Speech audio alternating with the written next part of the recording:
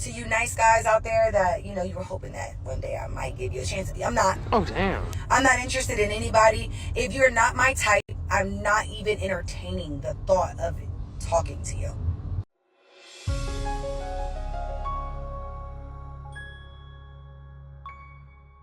In today's world, men have slim pickings because the women that are out there are in a mindset that there are abundance of men and every woman is going to get their perfect man. And that's just not the case. There are far more women in this world than men. And every single one is looking for the perfect guy. His hair must be the right hair type. His skin must be the right skin tone. His height must be the right height. His tool must be the right size and girth. His bank account must be unswole. Everything must be perfect. And she don't like to be told what to do. And she like to tell men what they should do. Many women think that they make the determination of a relationship. Every woman can decide who they want to bed with, but it's the man that decide who they are going to marry. The man decides the relationship, the woman decides yes or no if she wants to be in a relationship. But a woman can't be in a relationship unless the man agrees to be in a relationship. And this is why we have a hookup culture today. And this is why we have women that are saying that the men are not the prize, the women are the prize. And I have my thoughts on that. When two people meet each other and they have an admiration for each other, they are the prize to each other because he wants her as his prize and she wants him as her prize. And together, if they're on the same mindset, going down the same path, traveling that beaten path together, they can build a strong foundation and raise a good family. But because of the current state of affairs with relationship, dating, the hookup culture, we don't have that. And so we have women that perpetuate this kind of nonsense. So with this video, like I said, I was walking down on the TikTok streets and I saw it and I looked around the curve and I tilted my head and said, hey, I need to hear what she has to say, because it sounds like a whole lot of nothing, but it's something to her. So let's hear what she has to say. Let's roll the clip. Hey guys, so I'm about to have a vulnerable moment. I rarely do this. Don't make me regret it, okay? I'm gonna let y'all in my business just a little bit. Okay, so let me tell y'all the story about how I will never give a nigga that's not in my league a chance ever again. So you know how guys be like, listen, I swear, like, you ever give me a chance, I'm gonna really show you. I don't fall for those guys, right? I like what I like type person. If you didn't get me within the first 10 minutes of me talking to you, probably ain't never gonna get me, right? So there was a gentleman that had been reaching out to me, when I tell you, for over 10 years. 10 years. This guy's been waiting for 10 years. Hey, I can tell you personally, when you really want to be with someone and you find an interest in someone, you will wait a long time.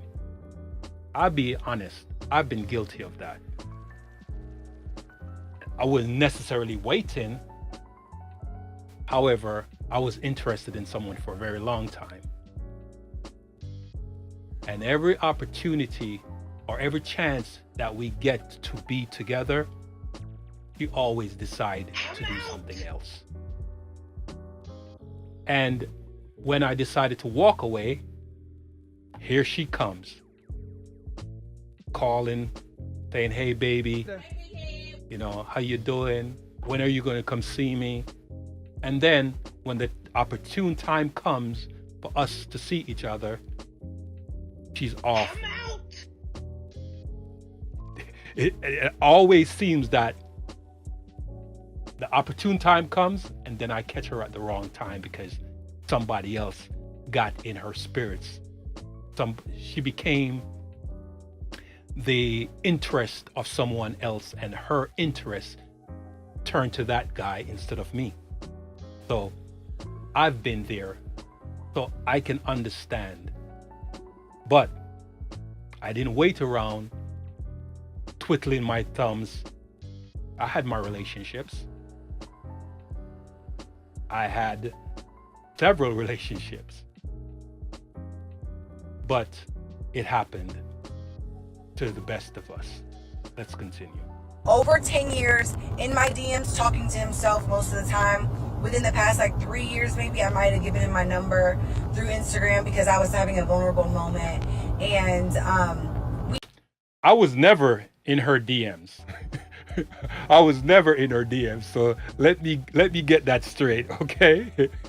So let's continue. We've had conversations before. We've met in person. I just was not interested. Okay? It got to the point where he was so resilient, so persistent, that I was like, maybe I guess I'll try. So whatever, he ended up getting my number, and now he's talking to himself in my DMs and texting me every morning, sending me prayers every morning, a scripture. Okay? I love that. And if I went through a really, really emotional time last year. So little stuff like that was really hitting home for me and, touching my soft spot. So he got cool points for that from me. For whatever reason. I don't really know how my brain functions and why. Your brain function out of the normal function that people have. Attention. You liked the attention. So that's how your brain was functioning. You weren't getting that before from anybody else. And he started giving you good morning texts and words of affirmation in his texts and his messages. That's what you grew accustomed to, my dear. I was allowing certain things to go on, but I did, nonetheless. So here we are.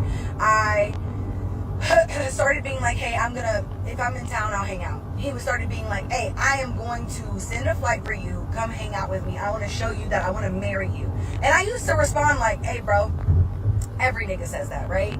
Every nigga wants a piece of you until they get you and then they're gone. No, I'm going to marry you. You're my dream woman. So now I'm like, all right, it's cool. I could go to a wedding with him. I like going to weddings. I like being people's show pony because I enjoy things like that, right? So I start considering actually flying to go see him. And now I'm on his page picking him apart. He'll send me videos like, hey, I went and got my teeth cleaned. I know how much you like when people get their teeth cleaned. I was like, okay, effort. He's like, well, and I smell real nice. I like that type of stuff too. I'm like, you know what? He's so nice. Let me give him a chance. So I'm looking on his page, looking at his teeth, looking how tall he is, looking at his body. And then I go, what's up with that hairline? And I look past it. That should have been my telltale sign. I'm looking at all his videos. It looks like he has a freaking painted on hairline. And I still... See, women make decisions out of the most vain things. They will look at a man's hair and say, oh, your head is bald. Oh, your hair is not cut the right way. Oh, or your hair is cut like someone else I used to date and it gives me a flashback. Or they look at what he's wearing and make a determination that, oh, your shoes is not the right type of shoes. It's not the name brand shoes that I like. The women make decisions on who they're going to interact with or date out of the most frivolous things. Vanity, a lot of the time, are our downfalls. Vanity, a lot of the time, is our downfall. And when that takes place and it's out of control, we make the wrong decisions because of vanity. Still went against my better judgment. He got me. So even after all my investigative work, that hairline, Investigative work about his hairline. Is that serious? Investigative work about his hairline. All right, let's continue. he got me. This is how he got me. I went on that boat. When I went on that boat, I got real bored and really, I don't want to say lonely because that wasn't the word, but I was just like in need of some type of energy, right? So he's messaging me while I'm on there, and I was like, you know what? I fly back to Houston. I get back to Houston when I get there. Pull up. You live very close to there. Pull up. And he was like, oh, I got this, that, and the third on Sunday. I was like, well, don't blow your opportunity. And he was like, you know what? You're right. I'm going to take this opportunity. You're giving me a window of opportunity. I'm going to take it. He's like, I'm going to drive down there on Saturday, stop drinking with you at about 9 o'clock, and then drive back at 5 in the morning so I can make it back for X, Y, and Z on Sunday. I was like, hey, baby, whatever you choose to do, that's your business. Thirsty, right? So make a long story short, when I got off that boat and got back to the house, he was in Houston waiting for me. And I was like, just pull up to my mom's house. Like, just come hang out. He was there. He was there. he was on a mission because he knew what he wanted. He knew what he was going after. I didn't realize by the time he got there how tired I would be. So now he's at my house, my mom's house, and I am exhausted. I could barely keep up with the conversation. He's chipper. He's ready. You hear me? It's about 1:30, 2 o'clock, and I am pooped. All right? But he's still there. Not leaving, not catching none of the vibes that I'm clearly not being myself. Make a long story short, I get up and go out. We go out. We go to eat, and then we go to drink with my cousins and my friends. There were so many signs in the night. So many signs that I should have just took my black ass home, but I chose to stay the night with him because I felt like, he drove all the way here. I could at least stay the night with him. That's the least I could do. Boy, at 36 years of age, still dumb as hell. Dumb. So, stay the night. I wake up at like 8 in the morning. He's gone. I knew he would be gone. Let's also, when we got to the hotel room, obviously we showered. Baby, I'd never once seen this man without something on his head. You know that's a bad sign, right?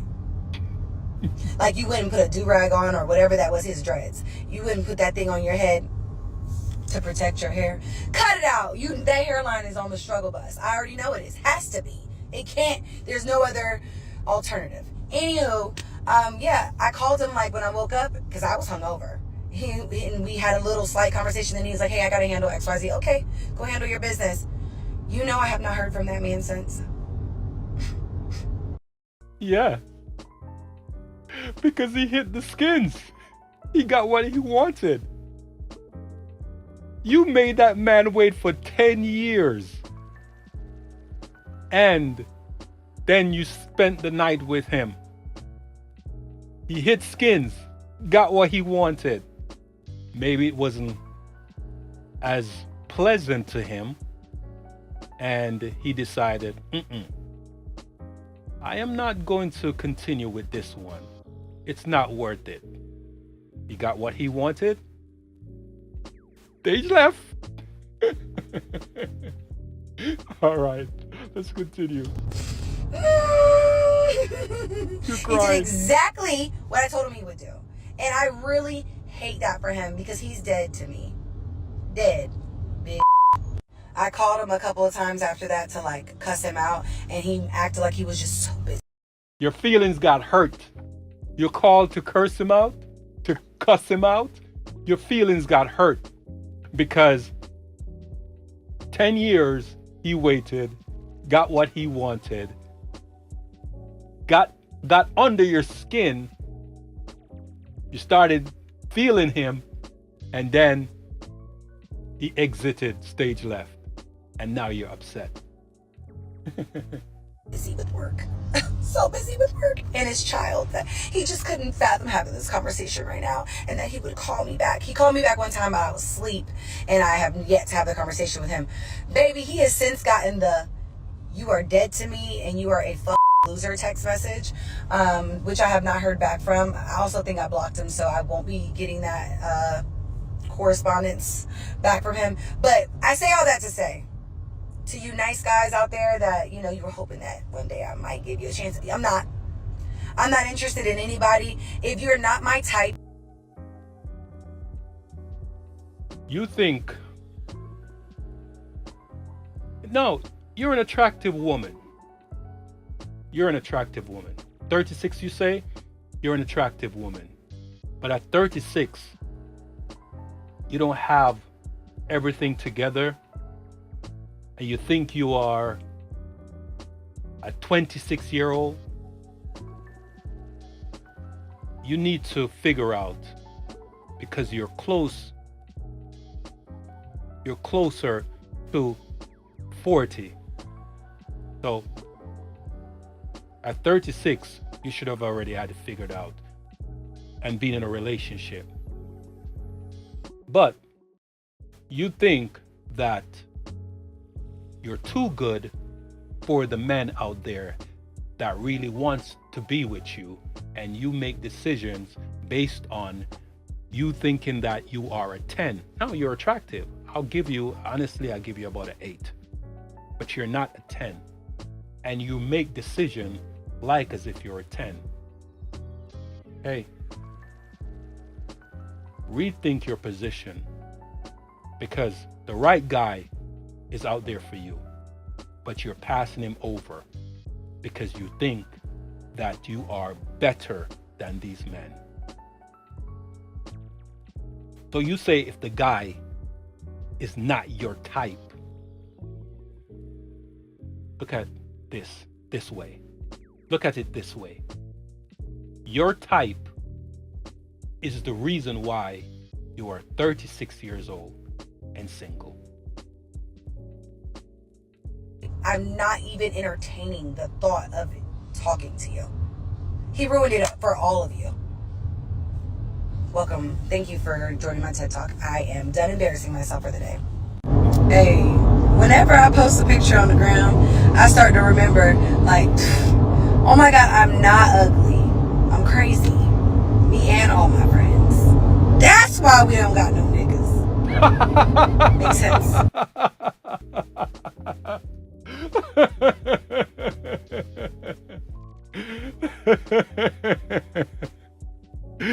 Yeah. Never underestimate a woman's delusion. Let's play that again. Never underestimate a woman's delusion. Let's go. All right, and on that note, guys, I will end this one and see you on the next one. All right? Remember to always question everything, because if you don't, you may fall for anything. And on that note, have a good day. Think and say.